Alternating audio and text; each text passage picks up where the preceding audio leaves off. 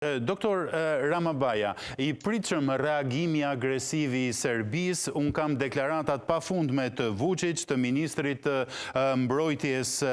Gašić, por ajo që doja opinionin tuaj është, media serbe flet intensivisht për krijimin e një marrëveshje ushtarake të re mes Serbisë dhe Hungarisë, duke doja t'ju pyesja, ju e shihni të mundshme, apo fakti që Hungaria është vend antar I NATO-s, duhet dhe respekton rregullat si vend antar I NATO-s, do ta ketë të vështirë dhe të pamundur? Që është e vërteta, Viktor Orban është I padisiplinueshëm dhe mund të mos përfill rregullat, por nuk do ta ketë lehtë, sepse deklarata që është nënshkruar në Tiranë nuk ka, siç e kemi vu re, është diskutuar edhe nga institucionet e larta të NATO-s dhe është të mirë.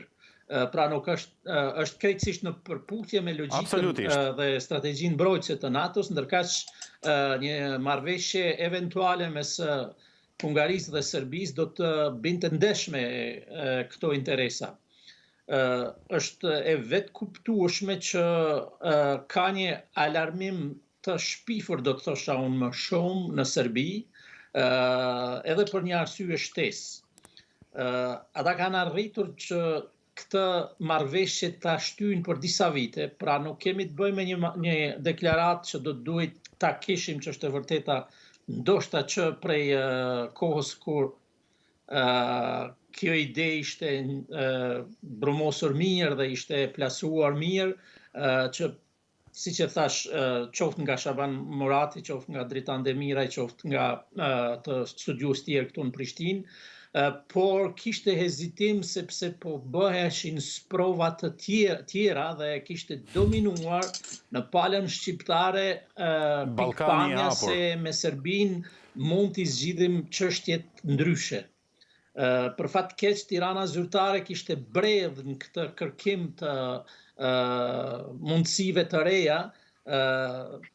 duke trajtuar fillimisht idenë për ripërkufizimin e territoreve që Beogradi zakonisht e quante razgraniqenje me shqiptarët, jo me Kosovën, që nënkuptonte aneksimin e veriut të Kosovës, por që sipas gjasave të dhënat e studiuesve më pas do të na dëshmojnë edhe më shumë, sidomos ato arkivore, se ka pas një marrëveshje të fshehur mes Beogradit dhe Prishtinës, paku të mirur edhe nga Tirana. Ish këshilltari për çështje të sigurisë I Trumpit në qeverisin e tij të parë, Bolton e ka pohuar këtë jo një herë. Po, e vërtetë është. Natyrisht se për aq kohë sa Serbia kishte në tryezë këtë marrëveshje, nuk mund bëhej alianca me Kroacinë. Ndërkaq më pas tejkalimit të kësaj ideje, çështja kaloi te ideja e Ballkanit të hapur që në një mënyrë ose në tjetër jo vetëm që I kundërvihej ides për përgatitjen e terrenit si tërësi, Ballkanit Perëndimor si tërësi për aderim në Unionin Evropian, por krijonte një parakusht të ndërhyjes së Rusisë në Ballkan. Dhe sferat e interesit rus adaptoheshin mirë në Ballkanin e hapur. Pra,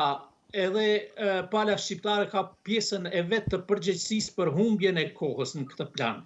Aktualisht Serbia ka 10 vjet po bëhen që investon në mënyrë masive në fushën e mbrojtjes dhe konsiderohet se buxheti I saj vjetor kalon buxhetin e përbashkët të gjitha shteteve tjera në Ballkanin Perëndimor. Pra është një fuqi rajonale që ka thjesht potencë ushtarake që mund bëj edhe ndonjë aventurë tjetër. Kjo deklaratë duket që erdhi në kohën kur mund t'i parandaloj aventurat e Serbisë.